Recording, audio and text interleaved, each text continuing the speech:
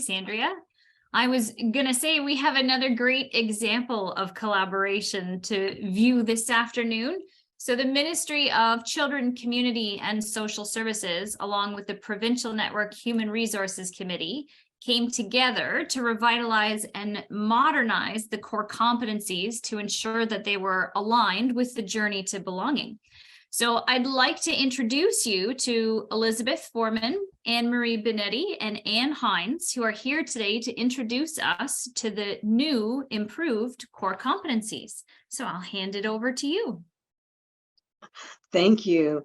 So I apologize that I'm a little bit out of sorts because of my technology here not working the way it should today, but that's all about how you can be flexible and resilient. So, but we're really excited to be here and spend the day having utilized some of your time on this exciting day workshop. I'm Elizabeth Foreman. I am the HR director of an agency called Lambton County Developmental Services. However, today I am representing the Core Competencies Subcommittee. We are going to share with you the work we have been doing to revitalize the developmental service sector across the province. We were tasked to modernize the core competencies that originated in 2008 for the developmental sector, from what used to be sort of a very hard copy papers, 3 days of training, included massive binders of material, to create something that was digitized, accessible, and online. It was also important that it was something that was easily accessed by all, yourselves, along with direct support workers, families, caregivers, faculty agencies. It was a really tall order for us. To give you some background, the work began back in the fall of 2020 when multiple ministries identified an urgent need to improve the recruitment and retention of direct support professionals. People were not looking at or staying in our sector. As a result, the Ministry of Children, Community and Social Services and the Provincial Network of Human Resource Committee came together in a partnership to create the Developmental Service Workforce Initiative Steering Committee to co-lead workforce initiative focused on 3 priorities. They were modernizing the developmental service core competencies, looking at operational leaders training, and a recruitment-focused marketing campaign. The Developmental Service Workforce Initiative Steering Committee was formed to address one aspect of the journey to belonging, mainly planning for a skilled workforce. This part of the plan is about working collaboratively with the broader sector to support a skilled, diverse, and professional workforce that will help people participate meaningfully in their communities and live good lives. It also recognized that an employer can be a transfer payment agency, a family member, a support circle, or an individual who is being served. The work of the committee aligns with the long-term DS reform efforts underway as outlined in the 10-year journey for belonging. It also builds on the previous work by the sector, including the 10-year developmental service HR strategy that ran from 2008 to 2019. So what came from the initiative is that there were 3 subcommittees that were created, one for each initiative, and a collaborative table of experts who voluntarily dedicated their time, experience, and passion to advise the work. Our membership at these tables included self-advocates, family members, service providers, college faculty, academics, advocates for individualized funding, and bargaining units, agents. This gave our work a very broad range of perspectives. So it was it's been a sort of an interesting journey. So I'll maybe move forward for around our journey that sort of that we were really looking at was modernizing the developmental services core competencies. Our subcommittee work began in July of 2021 And after 15 months later or so, this is where we are. We're getting close to our end. The commitment of the team and the enthusiasm for the work has been unwavering, even through the pandemic, as we were dealing with all the COVID issues. We began to the work of modernizing the existing set of core competencies by surveying and holding focus groups with multiple stakeholders to get feedback on how best to approach the update based on our vision for the future. We heard loud and clear that the language in our present core competency package needed to be simplified and delivered in a more user-friendly way. This included modernizing the current language and reflecting on gaps. We had specialists come to speak to us around the work they had done, such as Dr. Robert Hickey from Queen's University, who authored the evaluation of the 10-year DS HR strategy. And we had someone from the New York workforce come in and talk to us about their transformation of the direct support professional. We also consulted with and received feedback from the collaborative table, as well as guidance from the steering committee. Our goal was to ensure the new core competencies are universal so that direct support professionals could see it irrespective of whether they're working for a family agency or were self-employed. Also, we needed to ensure our language was updated to reflect our culturally diverse workforce that we are part of, including people we support. We also used trauma-informed lenses when reviewing and updating the competencies. There was lots of discussion at our bi-weekly and weekly meetings, lots of testing out and more discussion and reworking until we arrived to what we will share with you today. It has been challenging to do such foundational work that would support organization, individuals, and families, all of whom are unique. This is why it is essential to have that broad representation in diverse groups. So it has been more than 10 years since we introduced the core competencies. So it was a time to change, not only to update them upon our present technology available, but to reflect the changes in how we serve people. There is a greater focus on person-centered services, enhancing our traditional service model, but we also needed to incorporate the movement towards individualized and person-directed service models. It is fostering innovation and positive change, along with creating a common language across the sector. It is a tool that community agencies and families can utilize for recruitment, evaluation, and development, creating retention of people in our sector. Updating the core competency supports this outcome and offers a set of relevant soft skills for our sector and other human service sectors who may wish to also incorporate them. So before we delve into the core competencies for developmental services, you need to understand what a competency is. A competency is any skill, knowledge, behavior, or other personal characteristic that derives superior performance in a job role. They're the soft skills. Competencies are what outstanding performers do more often in more situations and with better results than the typical performer. Identifying, developing, and demonstrating your core competencies is what really makes a difference on the job. Core competencies are the characteristics that drive performance. They provide a consistent framework for you to identify more clearly what is expected of you so that you can do a better job. As an employer or supervisor, core competencies are an objective tool for assessing candidates and employee performance. It can help to determine a good fit for a job. It can also help supervisors provide more focused coaching to help their direct reports develop and grow into their job, which will in turn provide better services. There are two types of competencies that you often will hear about: technical and behavioral.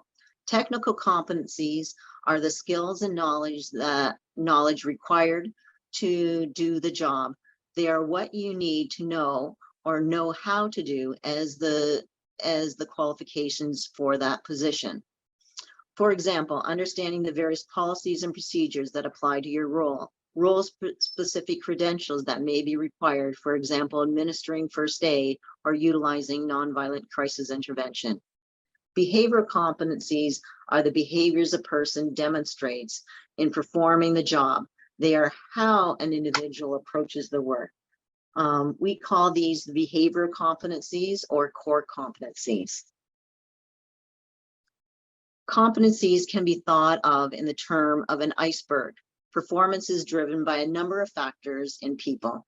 One of the easiest ways to describe these factors is be thinking of that iceberg. What we see above the waterline are skills and knowledge, the technical competencies.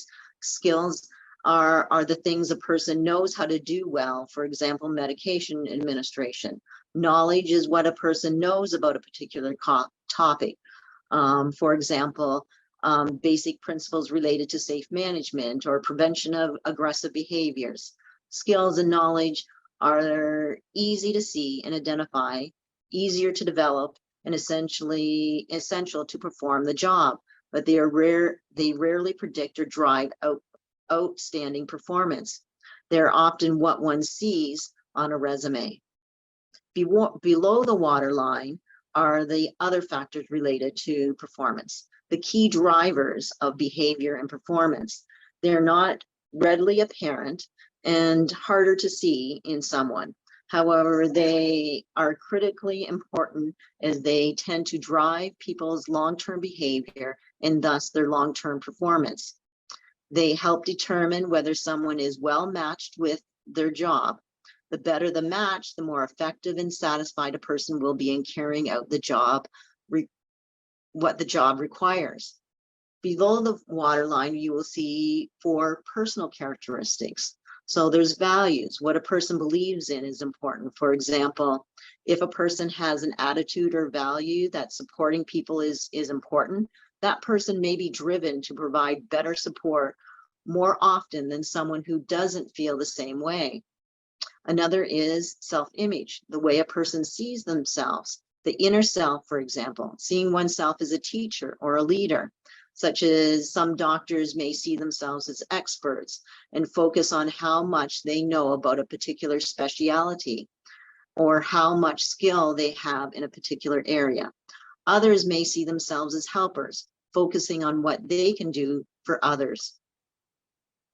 There's also traits, which are relatively enduring characteristics of a person's behavior. For example, caring, being a good listener, resilient, such as someone may demonstrate the trait of self-control consistently when confronted. Someone else may show a consistent concern or for detail. A person's trait may be helpful in a job, especially when the job calls for the kind of traits the person has.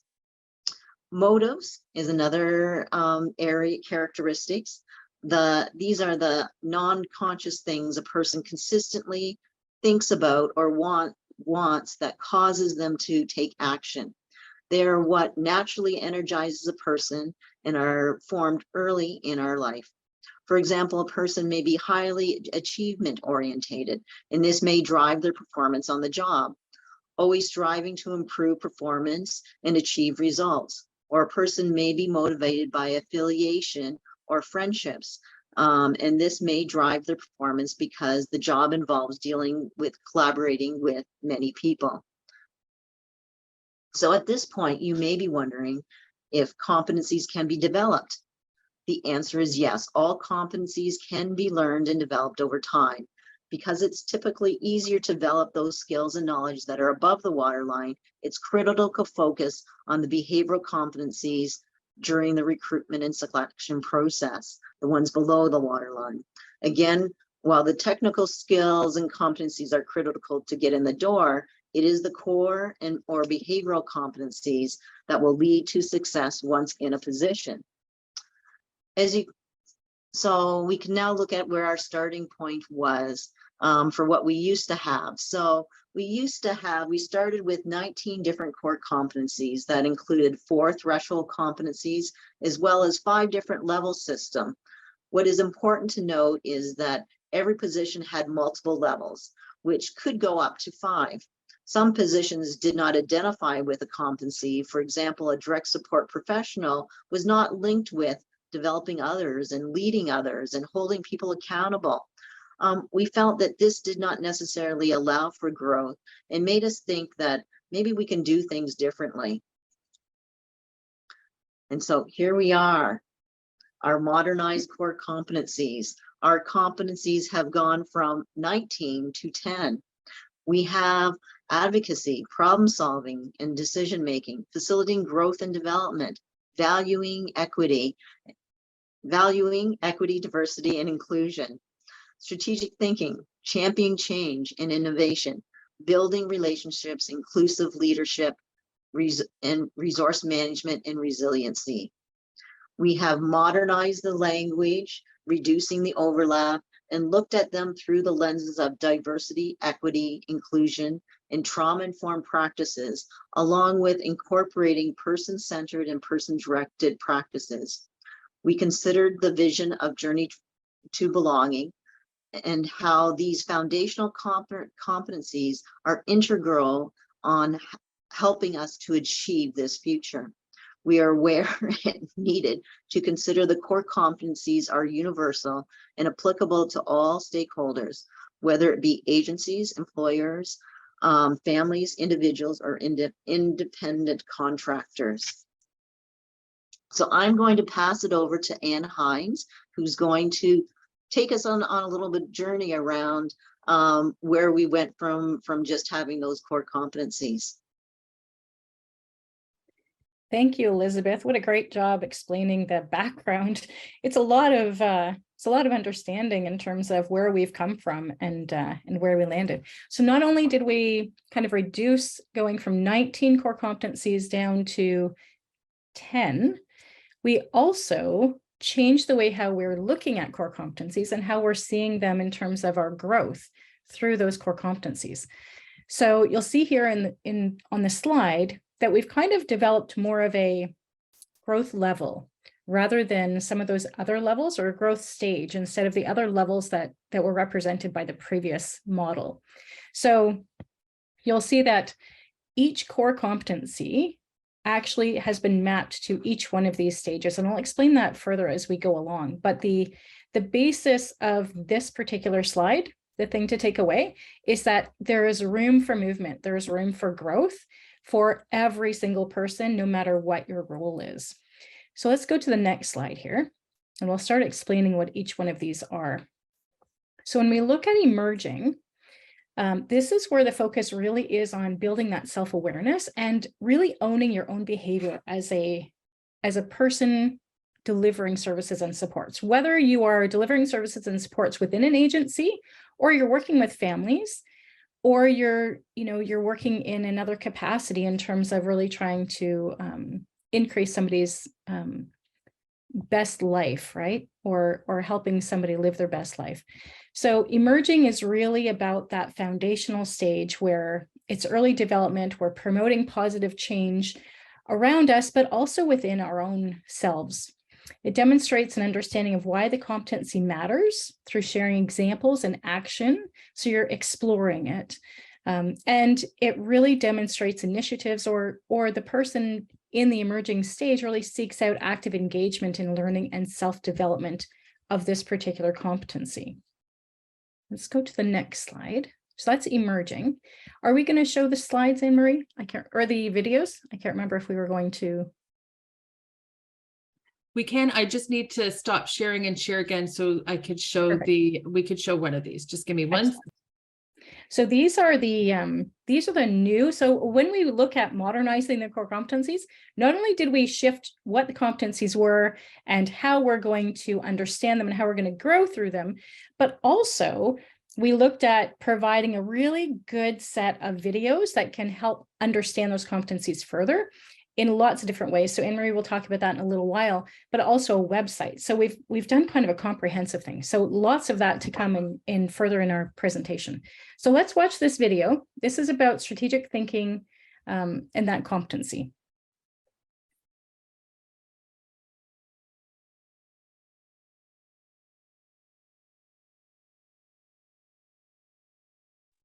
So sorry. It was working earlier, of course. No problem. why don't we keep going, and I'll show the video during my presentation. How does that sound? Perfect. That sounds great. Okay. So like I was saying, we do have all of these great videos that you'll be able to actually access anytime. So even if we can't get them operating today, you'll be able to go and access them once we get that website up and live. So let's move on to growth stages then. Sorry, let's move on to evolving, which is growth stage number 2. So in evolving, what we're looking for is you've kind of established, you've kind of really done the self-awareness in terms of that particular competency, and now you're moving forward with it. You're evolving, you're really demonstrating intentional growth of that competency, and you're really actively kind of looking at it in terms of your own professional development and your professional development plan. So this is, again, valuing others' perspectives as well. So you're not just focusing inward and a little bit outward, you're actually really pulling all of that together. So in this particular growth stage, you're exhibiting the competency consistently in more than one context, and you're promoting positive opportunities for change beyond yourself as well. You're also taking responsibility and ownership for your own behavior. So this is a little bit more reflective, right? So you're saying, to yourself and maybe others, hey, I never thought about doing something this way, or I just did this, but I wonder if I should have, considered these options. And then valuing those perspectives of others and encouraging them to engage in the competency as well. So starting to really open up and dialogue with your own colleagues about that competency in different ways. All right, stage 3. So stage 3 is the leading stage. And one of the nice things about this particular model is that we really took into account that everybody can be a leader, right? We didn't want to just reserve kind of a leadership stage for people who were in roles of leadership. We recognize that everybody can be a leader no matter what role that they have. So in the leading stage of competency development, we see coaching, we see mentoring, we see leading others, and systems level thinking. So here, you as a staff person, you as an employee, you as a self-employed professional, whatever role you're in, you would demonstrate this and demonstrate confidence in the application of this competency, which helps you to exercise it effectively and in various situations. So the individual shows system level thinking and leadership and consistently acts as an agent of change. And this is a really good kind of differentiator from the previous evolving stage, right? So now you're kind of really moving this forward and acting as an agent of change. You're also seen as a role model or a coach in this stage, right? So you're leading by example, and you're able to mentor and lead others in the use of this competency. So you've come from a place of just emerging.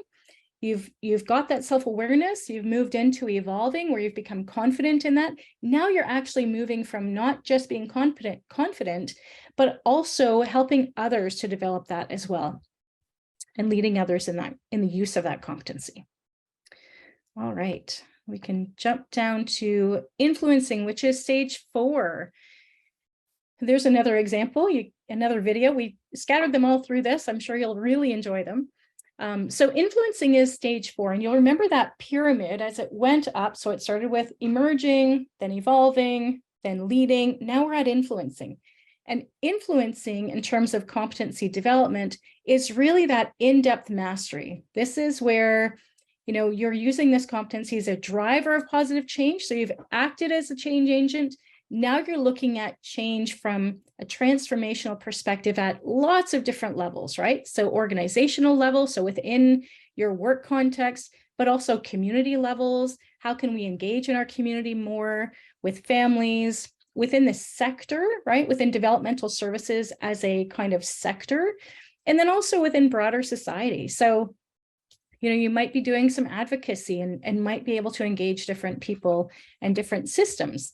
So that's what influencing is. You're influencing not just within your own context, but way outside of it as well. So a person at this particular stage would be highly respected and recognized by other people as an influencer in applying that competency. And that's one of the key differentiators for this one as well, is that other people are noticing you. So in leading stage, they noticed you as a leader. In this stage, they're noticing you as an influencer in terms of transformational change or transformational opportunities. So this is where some of that innovation stuff might come in, right? You hear a lot of talk about innovation. So innovation in terms of collaboration would be an example of that influencing at stage 4. So again, these all apply to every single one of the roles that are experienced in developmental services, right? And they're all person-centered, person-directed in terms of how we approach all of this, right? And how we approach the core competencies. What we wanted to really emphasize with these changes is that it really enhances the strength of the person. So you as a professional, right? We wanted to really give opportunity for you to really showcase and grow and change and strengthen your own capacity.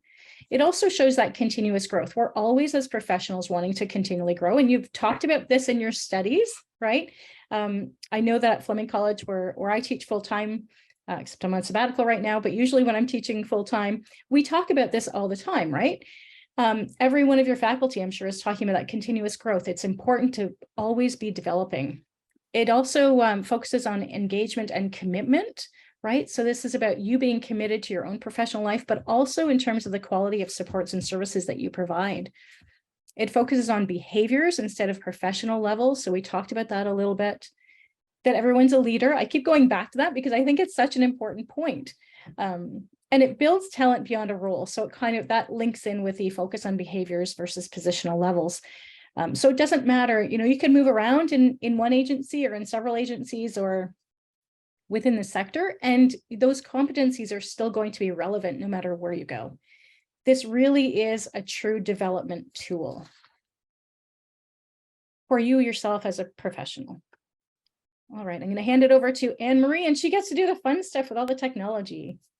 This is great. And I should say too, big kudos to Anne-Marie. She has been working tirelessly on the digitization and getting all of these things perfectly ready for you to use and to enjoy and to really help you grow in these competencies. So thank you, Anne-Marie, for all of the work that you've been doing on that.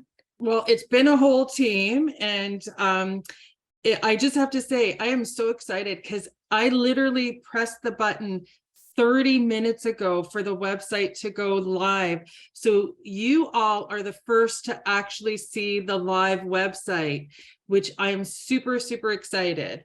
So I am going to share my screen again and bring you to the website. I just get a thumbs up that you can see it here. Perfect. Okay. So the website is actually going to be found on the provincialnetwork.ca website. And the fantastic thing about digitizing these materials is historically, we had a binder that weighed about 25 pounds, no joke. It was super, super heavy, and there was a lot going on. So now everyone can access this online, and it's all in a fantastic package. So super excited about that. So I'm going to do just a bit of a tour, but I am going to post, the website will be online available as of Tuesday. So even though it's live now, we still have a bit of another launch that we're doing on Tuesday. So then it'll be accessible as of Tuesday. So when you come to the website, you're going to hit the home page here. And what that's going to show you is it's going to show you a banner here that you can find out a little bit more about the DS Workforce Initiative.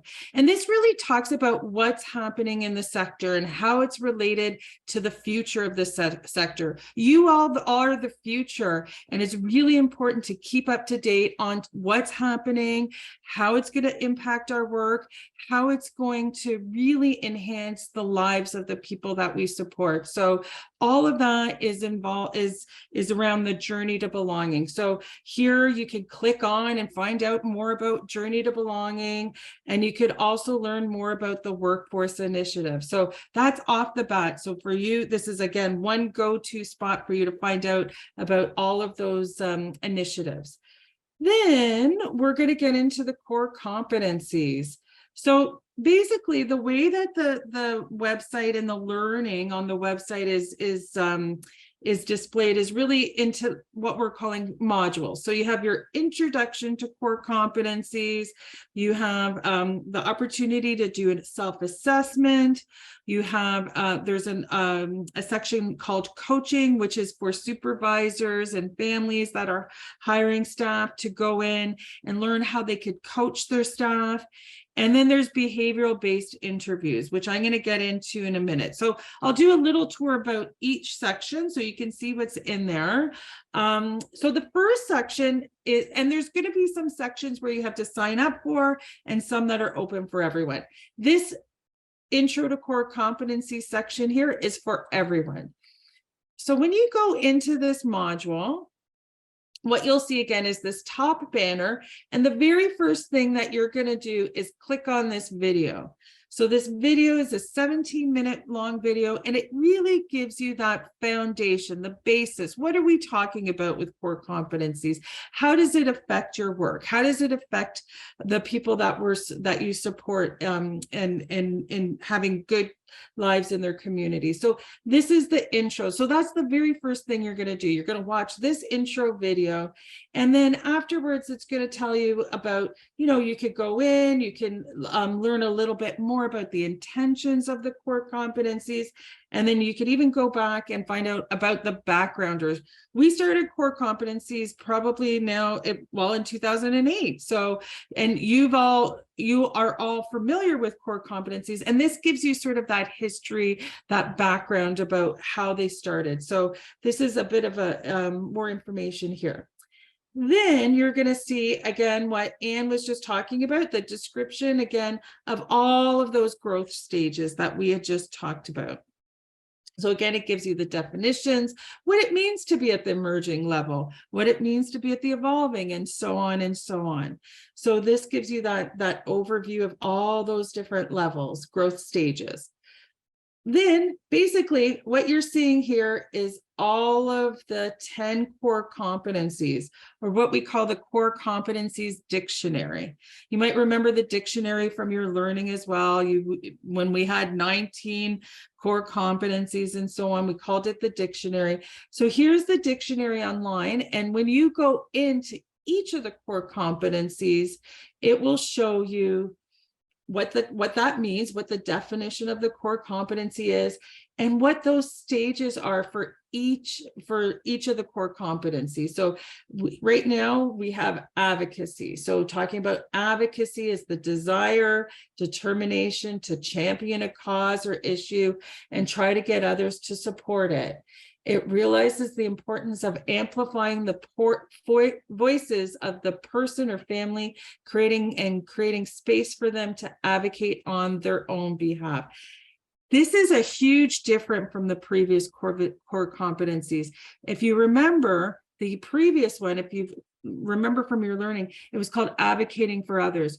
We really wanted to shift to really talk about our role as being that role of amplifying people's voices.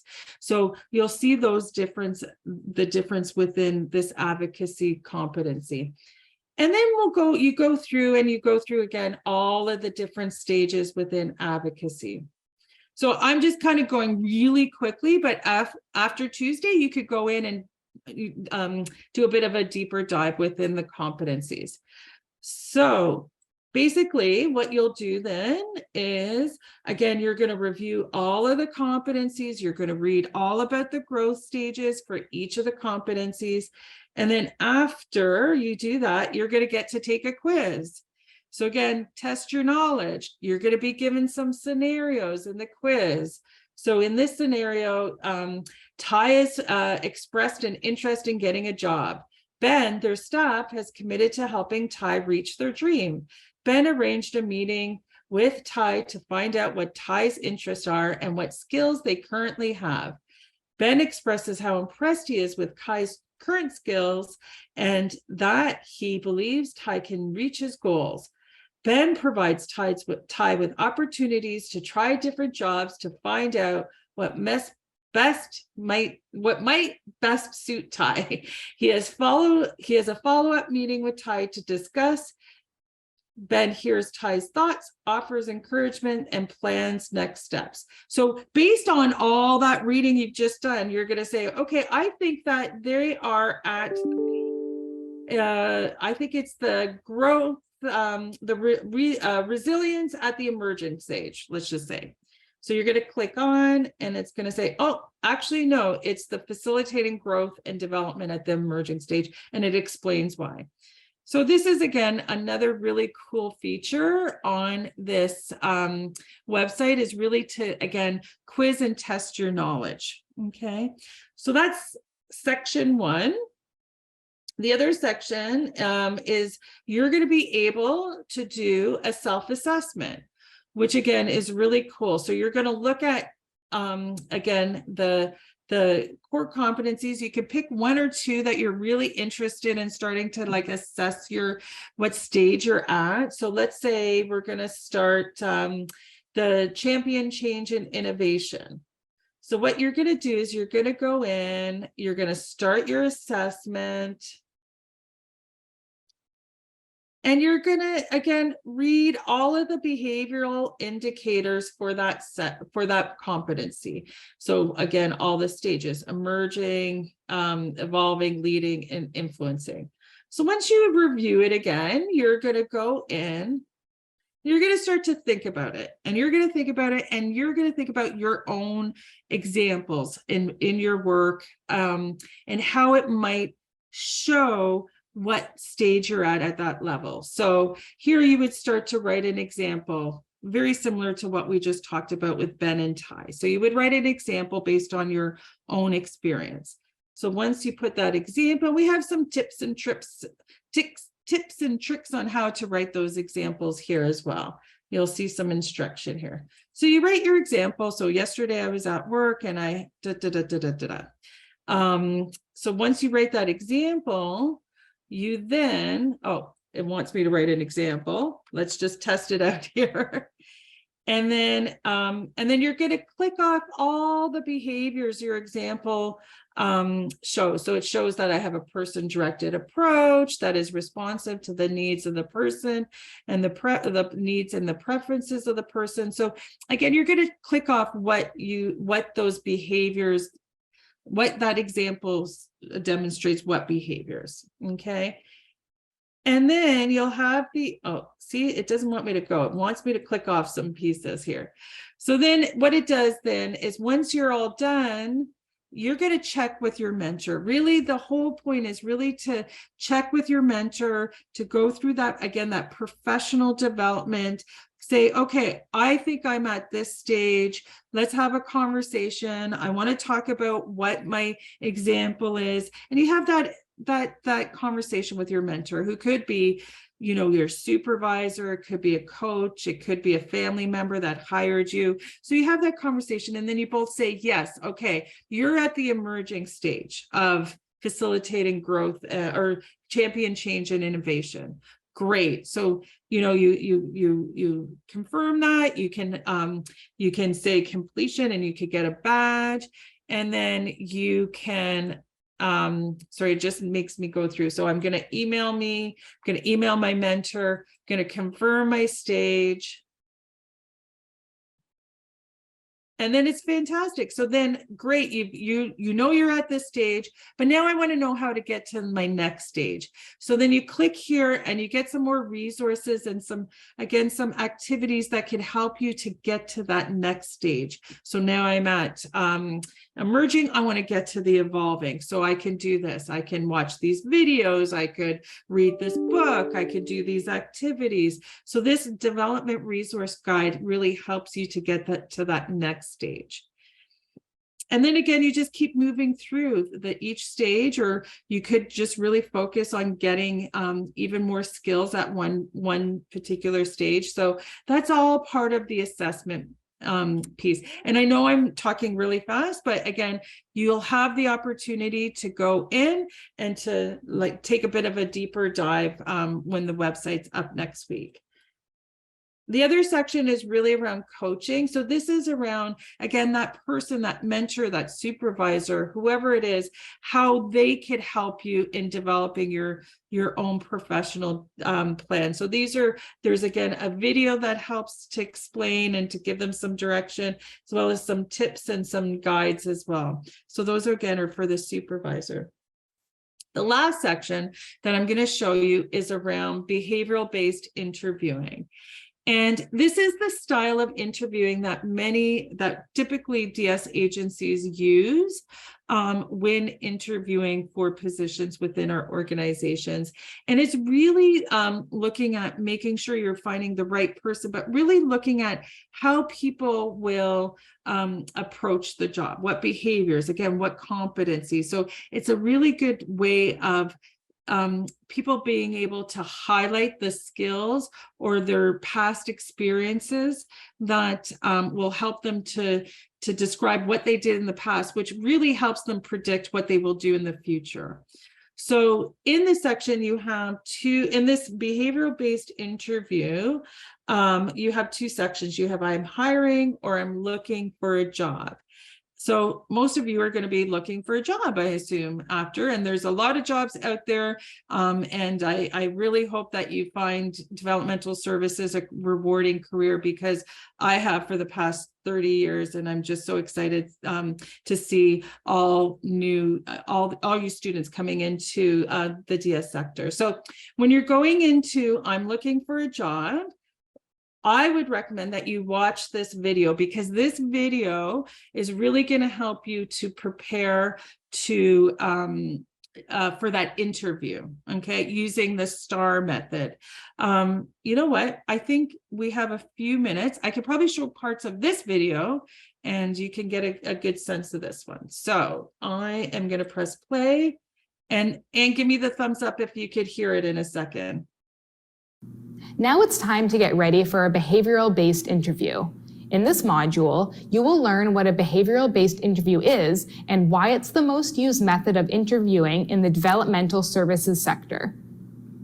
Behavioral interviewing is an interview style that focuses on your past experiences by asking you to provide specific examples of how you have demonstrated certain behaviors, knowledge, skills, and abilities.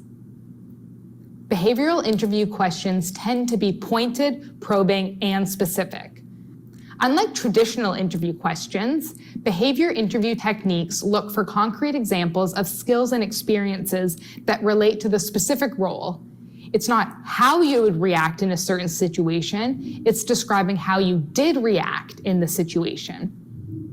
Because each behavioral interview question requires you to share a specific story that highlights your strengths and skills, thoughtful preparation is important to help you feel confident and prepared. In addition to behavior-based interview questions, you may be asked a few technical questions or knowledge-based questions. You need to be prepared to answer these as well. Behavior-based interviews are a preferred method to conduct interviews because it is based on competencies and behaviors critical for the success in a particular role. This contributes to ensuring the right person is in the right role. An important element to this style of interviewing is that it is objective, which helps eliminate unintentional biases. It is structured with the same set questions that are delivered to every candidate in the same wording, in the same order, and scored in the same way. It focuses less on a specific task a candidate has done and more on approaches to doing them. Because behavioral interviews involve telling stories instead of answering questions, candidates tend to be more comfortable. It's important to prepare and provide the stories that show you in the best light. Most behavioral interviews follow the STAR model, meaning when you are answering a question, you will use the following sequence. First, the situation. What was the situation you were in? Then the task. What was the task that had to be done? Next, the result. What was the result of the situations and your actions? Lastly, action. What action or steps did you take? Watch this short video to learn more about the STAR model. Hey, my name is Evan, and I'm a recruiter at Indeed. A behavioral interview is a technique that recruiters, like me, use to judge candidates based on their past behavior. Instead of asking hypothetical questions like, how would you react if you were under a lot of pressure at work? We might ask situational questions like, describe a time you were under a lot of pressure at work. How'd you react? A question I like to use is, tell me about a mistake that you've made. How'd you handle it? Success in a behavioral interview is all about preparation, so I recommend a process called the STAR method. With this method, you create a deliberate story arc that your interviewer can easily follow. Here's how it works. First, you start with the situation. What's the context of your story? Then add a task. What was your role in this situation? Next, share your action. What'd you do? And wrap it up with a result. What'd your actions lead to? Let's give it a try. Say you're in an interview and the recruiter asks, can you tell me about a challenging situation you overcame at work? Then you say, we're working on a 6-month contract for a high-value client when our agency merged with another larger firm. It was my role to lead the transition for my group while also communicating with our client to keep the project on track.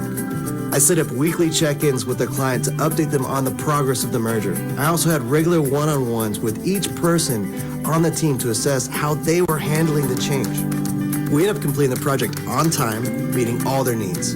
It was really rewarding to navigate a lot of change and succeed under pressure. And you're done. See, that wasn't so hard. Practice is key. You won't be able to anticipate every question you get, but with a strong set of anecdotes, you'll be able to answer each one with confidence. Remember, they're interviewing you for a reason. You'll do great.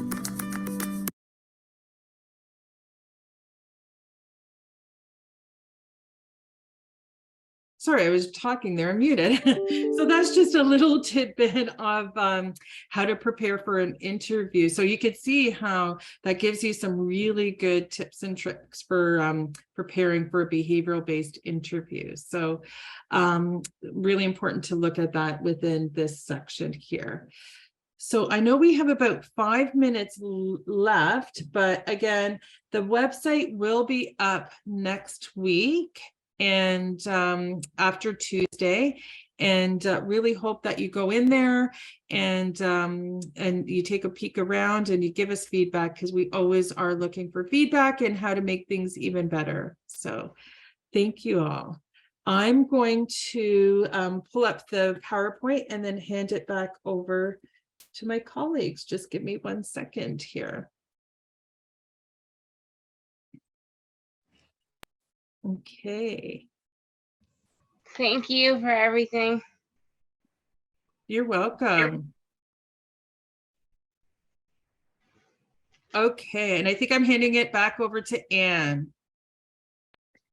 Yeah, so this is where we, really focus on you as developmental services workers students and how this really relates and why this is important to you. So Anne-Marie was talking about lots of different examples in terms of the interviews and in terms of, how this really connects in some ways as well.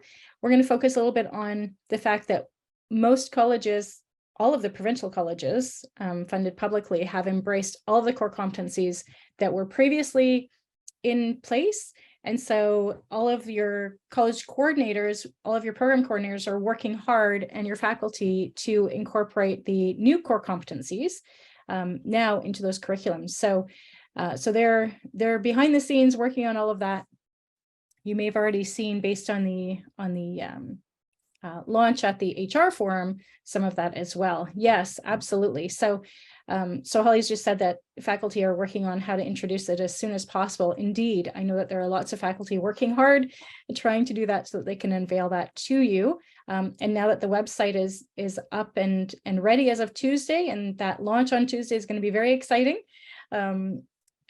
you will be able to just jump right in there and see them for yourself. So the core competencies are actually embedded in the curriculum, but in like the ministry standard that we have to follow in order to graduate students. So it really is kind of a really big system that's involved in that. And so those those vocational learning outcomes actually determine the curriculum, the content, and the evaluations that you have, which is why you will see in your curriculum that you are evaluated. Some of your evaluations and some of your marks depend on you understanding and applying and really showing a demonstration of what core competencies are and what they really mean. And so typically what you're going to see in your programs is that you begin learning about those core competencies in the first week, all the way through to the end. And throughout your placements, you will most likely have evaluations on how are you demonstrating that in your placements, right? So you'll be learning about core competencies through the lectures and practicing them through assignments, projects, and placement opportunities. A shout out here to reflective assignments, right? This is really where we get to kind of hear your own kind of application. And so I know that most of you, if not all of you, have all been a part of submitting reflective assignments. That's one example of how we might assess you in some of those learning and experiencing process. You will be expected to demonstrate some emerging competencies and even some evolving competencies in the classroom and with your fellow students and professors. You know, all that group work that, that you're probably involved with. Yeah. So those are all a chance to really kind of practice those core competencies and get comfortable with them. So there are lots of things coming in terms of how your faculty is working on things. But the end note here is really just about recognizing that, I'm sure you're all familiar with growth mindset, right? The power of yet, right? So even if you don't feel confident in one particular competency, you can grow in it, right? Which is why we have those growth stages. So it's your responsibility as a professional to keep moving forward even post-graduation. We give you the foundational tools as faculty and professors to give you the information to get you started with it, but then you own it, right? As a professional, you own those competencies and how they are exhibited in your life and how you practice them and how you take ownership of your own responsibility toward growing in them. So that's where we're at in terms of core competencies and DSW students. I'm having a hard time talking today. I keep tripping over my words, so apologies for that. All right, and next steps. Elizabeth, back to you. Sure. Or Well, just Q&A? quick. Yeah. So I can just sort of say that I know that Anne spoke to the fact that what we're doing with the DSW students, just to be reassured that we're also working with the sector around rolling it out. We're having a training webinar next week. We've been doing some different, Anne-Marie's been doing lots of presentations to different organizations, to the ministry around the core competency and introducing the, introducing the website to everybody so that we make sure that families, agencies, colleges, family network groups, everyone is aware and can utilize the tool. So I think we're really excited that we're getting to the end of the project, and we encourage you to go take a look at it. We think that it will help develop you in the sector, and hopefully we'll see you soon applying for jobs with all of us, so we can get you working and making some money and supporting the people we serve. So thank you very much for having us. We really appreciate it. We're hoping you're as excited as we are about the tool. And certainly if you have any questions, put them in the chat. Sorry, I'm not sure if we have time for questions right now, but we can certainly collect them from the chat, and then we'll get back to you. We could get back to the DSW coordinators and let you know of any answers. But just handing it back over to Holly and Andrea, and thank you all again for having us here today. Thank you. And thank you to all of you for joining on this really exciting day. Again, as I mentioned, this is our second annual conference where we've really had the chance to bring everybody together across the province to find ways to continue to inspire each other, inspire our field of direct support professionals who are professionals every day in the jobs they do, as well as inspiring students to carry on, to be better, to improve, to grow, to embrace these new core competencies, and again, do the best that you can do, be the best that you can be in your field. So with that, as Holly said, I think we're at the end of today, and I again am just so impressed and so pleased on behalf of all of our guest speakers today, and on behalf of our provincial program coordinators table. I just want to thank each and every one of you. And I know the semester is busy. Most of us are in sort of week 10 of this semester, and I know the pressures that students face, and as well as our faculty members that have joined us today too. So I hope that you feel inspired. I hope this encourages you to go on and collaborate and work interprofessionally.